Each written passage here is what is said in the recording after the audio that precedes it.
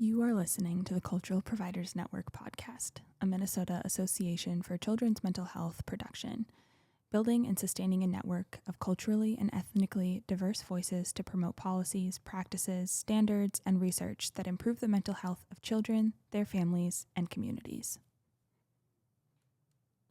This podcast is brought to you by the Minnesota Department of Health. Greetings, everyone. Welcome to the Cultural Providers Network podcast. Today, I have an amazing guest, Rose Joyner, who's going to talk about their experience in this field, working with various different communities. Rose, how are you doing? I'm good. How are you? I'm doing pretty good.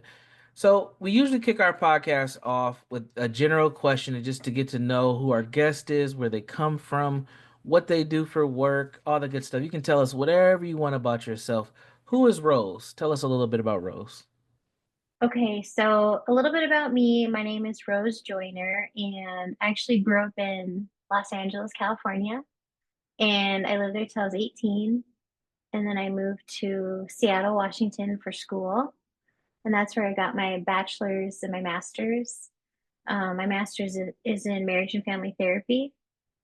Um, and then I moved to Minnesota in 2012, right after I graduated from grad school. And I started working at the American Indian Family Center in St. Paul. And I was a therapist there for about 6 years. I started as a case manager. And when there was an opening for a therapist role, I was like, can I apply for that role? Because I have an LMFT degree pursuing licensure.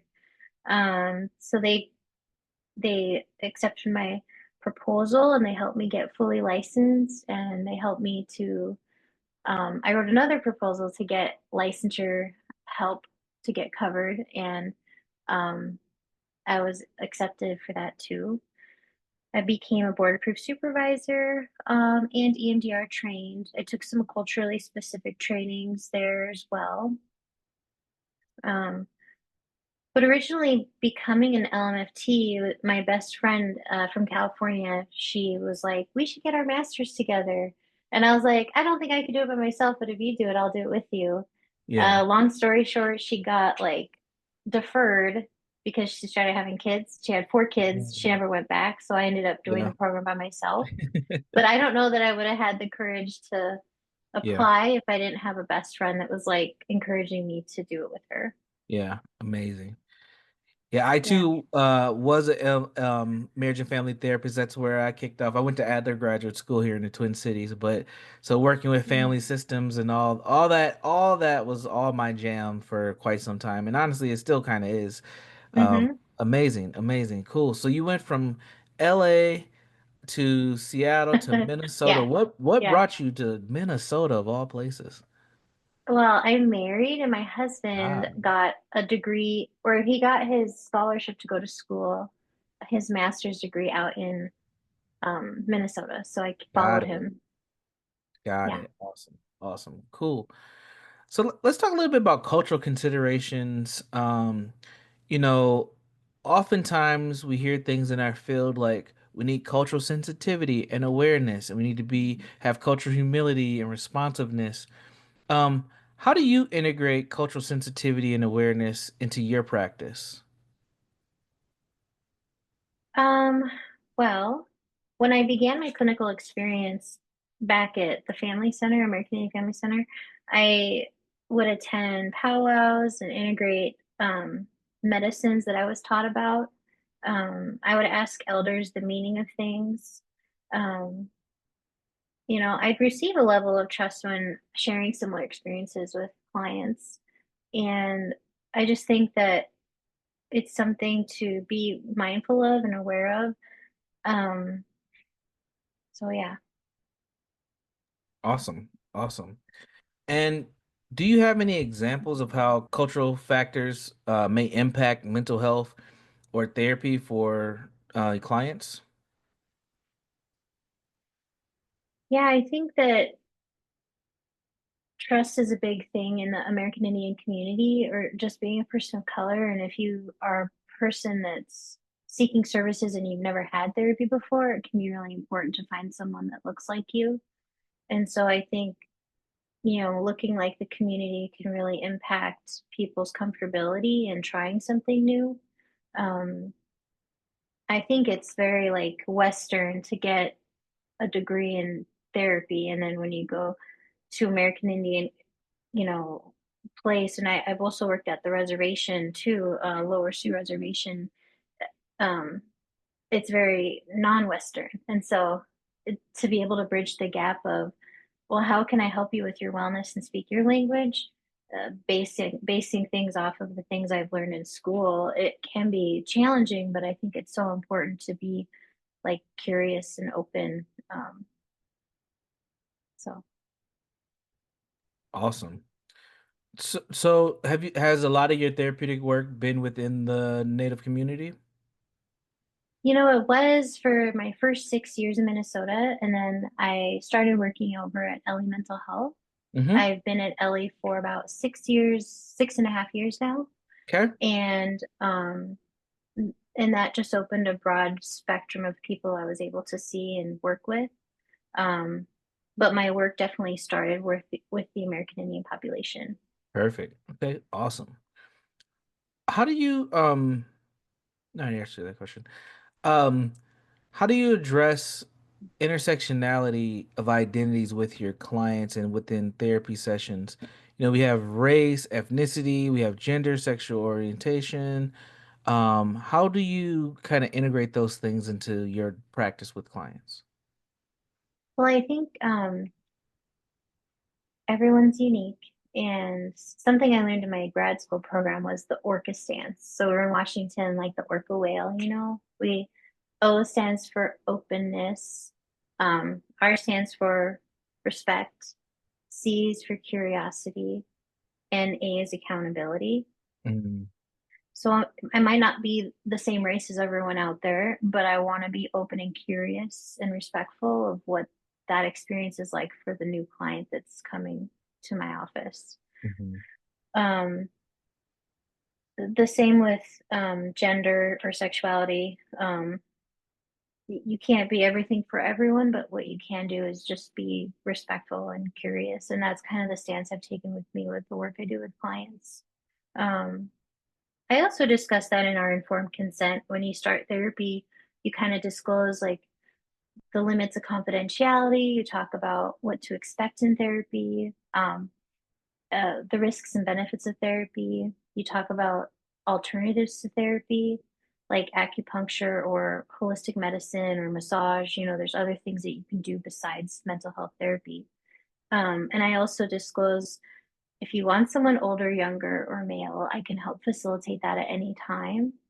And if we come to a place in therapy where we're just like maybe hitting a roadblock, then I can recommend a specialist in whatever, the client's looking for.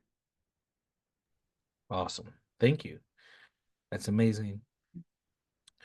What are a few different tips that or even strategies or techniques that you find effective in supporting your clients through their healing journey? Mhm.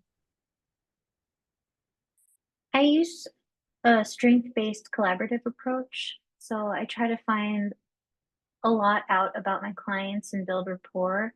I think studies show that it doesn't matter what theory you're best at learning or what model it is, but I think what the most important thing is building a therapeutic rapport with the client so that they feel comfortable being there. And if that level of trust isn't there, then there's never going to be growth or change in the therapy session. So I utilize that. And then I also do a wellness wheel check-in. Have you ever heard of that before? Yep. Yep. Yeah. So what I do is have them draw like a circle and an X and a plus Mhm. sign, and then they can write like mental, emotional, physical, spiritual, financial, recreational, and then color in how fulfilled they feel in each quadrant. Yep. And then we can go around again and talk about what can you add or subtract in each quadrant so you feel more balanced. So the Hmm. goal is not to be like um, full, but it's to be balanced. Yep. Yep. Absolutely. Yeah, I've seen a few different versions of the wellness wheel. Some people Yeah. use rankings and numbers, but yeah, it's definitely a Okay. great Yeah. tool to engage in conversation and also to see people how they're interpreting their mood and their feelings in the moment. Mm-hmm. Yeah, that's a great tool. Thank you for sharing that. Yeah. Um, let's talk a little bit about mental health providers. What Mm-hmm. role do you believe mental health providers play in addressing systematic issues such as like racism, discrimination, and even intergenerational trauma?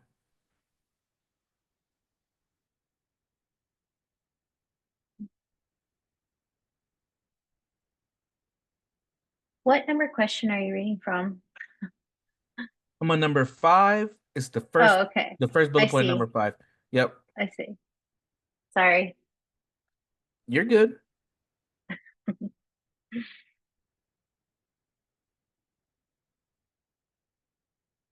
So I think that, I work on networking with BIPOC communities, attending and leading culturally specific trainings and workshops is super important. Um, Something that came to mind was, have you heard of the Starfish story? I've not. Where Tell me more about it. it's it's about a little boy that keeps like walking along the ocean shore and throws in the starfish that have been like washed up to shore.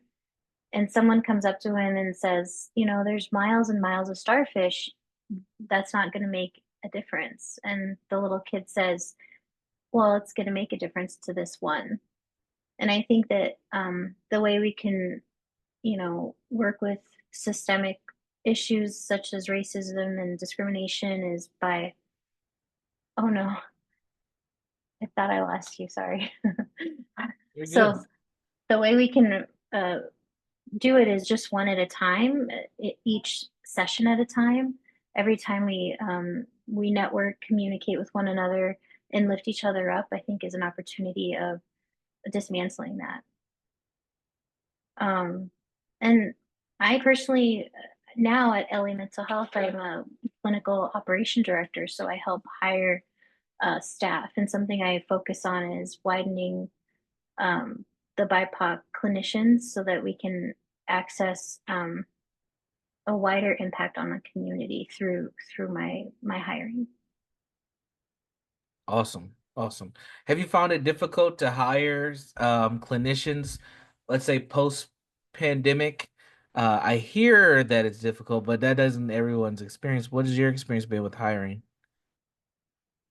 Wow, I mean, that's a huge journey I've been on. It's like, Sure, sure. where do I begin? So I've been director of the Woodbury LA for 4 years, and Okay. we have 19 staff, and I also oversee Maplewood Clinic, and we started with maybe 3 staff, and now we have Wow. 16. Wow. So my experience is people really like working here, and they love Ellie, and they love the flexibility. They love, our full time is only 25 hours a week, and people can choose any collaborative commitment number they want, from 10 hours to 25 hours. They can choose their hours they work, and share some really beautiful office space. So I don't know. When I tell that to people, they're like, sign me up. And Yeah. I'm like, okay, I'll Sounds be like your it. boss. Yeah, it sounds great. And Ellie has Yeah. done a great job over the years. I remember when they Yeah. first started and it just exploded. I actually live, I'm in Cottage Grove, very close to the Woodbury. I used to live in Awesome. Woodbury, and Ellie, your office is literally a stone throw away from my home. So, yeah, That's so cool. I'm a big proponent of Ellie. Awesome, awesome. Let's see. What was my next question? Oh, here we are. Yes. So one thing we hear about, especially from BIPOC communities, is that there's a Hmm. hesitancy to seek out therapy. There's stigma, things of that nature. What would you suggest to those folks who who are a little bit more hesitant or even resistant to seeking out therapeutic supports? I mean, I'd recommend that they try it. So a barrier I had growing up was just not having insurance. Like we just didn't have it for some reason. I thought that was normal. And then so when I went to maybe find therapy. I didn't even know where to start or what it looked like. I didn't know anything about deductibles or just some things that some people naturally know, like to go to the doctor all the time or the dentist or a therapy. It's like I was in the dark. And so I think it can feel really scary and like there's a lot of barriers, but I think if they try it and be honest that they're a little bit like nervous or concerned about X, Y, and Z, the whole point of a therapist is to help guide you and support you. Um, One of the last therapists I saw, before I applied for grad school to become a therapist, I went just one session. I had no idea what I was doing with my insurance card. I don't even know if she billed me. And I was just like, I don't know. I think I want to be a therapist, but I don't know if I'm smart enough or if I'm good enough. And she's just like, yeah, you can do it. And that's all I needed to hear. You know, some sessions only take one or two times. It's not a lifelong commitment. And I think that's another common misconception is people think, oh, I have to have this debilitating like agoraphobia where I can't leave the house or I have to have this grief from something. You know, I just think a wellness moment for yourself and setting aside time for yourself if all the things you've tried in the past aren't working, it's nice to have someone in your corner that's like a huge cheerleader for you to say, "Hey, I'm here for you. I believe in you. I want you to succeed." An hour just for you is so special, and so to deny that from someone is sort of a loss for them. And again, it's not a lifelong commitment. It can be temporary. Absolutely, absolutely. Thank you for that answer. I wanna see if you have like a magic globe here, and we're talking a little bit about the future outlooks of our field. Um, are there any changes or improvements that you would like to see in the mental health field to either better the outcomes for BIPOC providers and or BIPOC clients? Yeah, I think that's a good question. Um, I think if we could have more BIPOC clinicians doing therapy in general, or have more therapists of color in our schools, I think that would help our young people like feel supported and aspire to a new trade. I mean, when I went to school, I didn't have therapists in our schools. I didn't even know what a therapist was. And so to have that, I think would be really awesome. Like I know Ellie provides integrative embedded services for schools right now, which is amazing. So I would just want to continue to offer that for people to kind of help reduce barriers for maybe providers that don't provide after school hours or something. I would continue to hire more clinicians of color, of course, and I also think having a director of equity and inclusion at every organization. I'm talking like schools, therapy offices, everywhere. I think we need that. Absolutely, I would agree. Let's see, what was my next one? How do you envision the future of mental health care evolving to be more inclusive, equitable, and accessible? You mentioned hiring, some individuals who can lead that work. Would you add anything to that? Mm.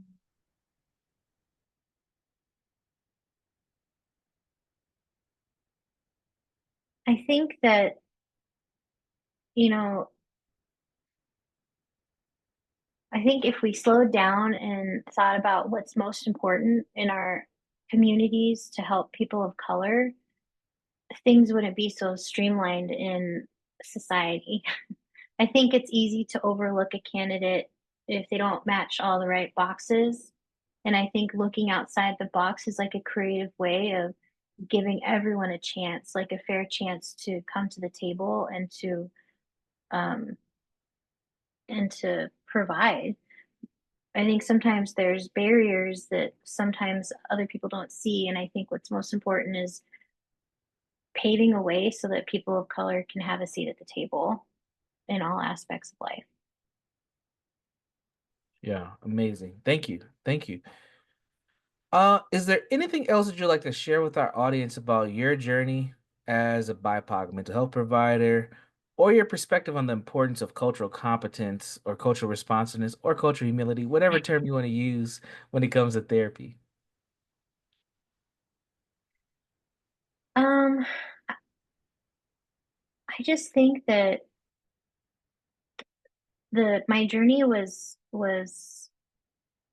challenging, and yet, I was supported along the way, in so many ways. And I think what helped me the most was seeking out um, mentors and people of color to help me to grow. Um, I think it was a lot of hard work, but I'm really proud of where I am today. If it was up to me, I would maybe still be like a waitress, being like, "Oh, let's just get tips. That's so fun." Like it's hard to go against the grain of something that's easy, to pursue something that's so hard, but yet it's so rewarding to be able to do the work I do. I wouldn't trade it for anything, but there really does take a pivotal time in your life where you have to decide, am I am I going to invest in myself to create the future that you want? And so I would just recommend people don't give up. I encourage anyone interested in therapy to try it. I encourage all young people, if they're interested in becoming a mental health provider, to try it. There's so many people that do second careers. They can try it too. Um, there's so many people I meet with such great qualities. I think they would all be great therapists. And it's definitely a field that's needed. Um, so yeah, that's what I would say. Awesome. Awesome. You've been a great trooper on the podcast today. Is there anywhere that listeners can connect with you if they want, whether services from the LA Center or if they want to, ask you any Yeah. questions directly? How can people reach you? Yeah, I work at LA Mental Health, so they can reach me at lementalhealth.com. And then my email is just rose@lementalhealth.com. Nice and easy. And we'll make sure that we put Ellie's website in the description for the podcast so people can access it very easily. Any final words? Anything that you would like to leave us off with before we close out?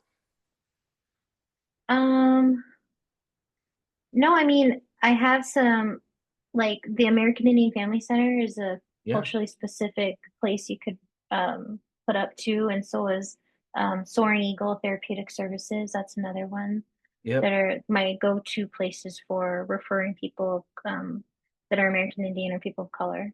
Perfect. Um, and then, no, I don't think so. I think that's all I have for Okay. you.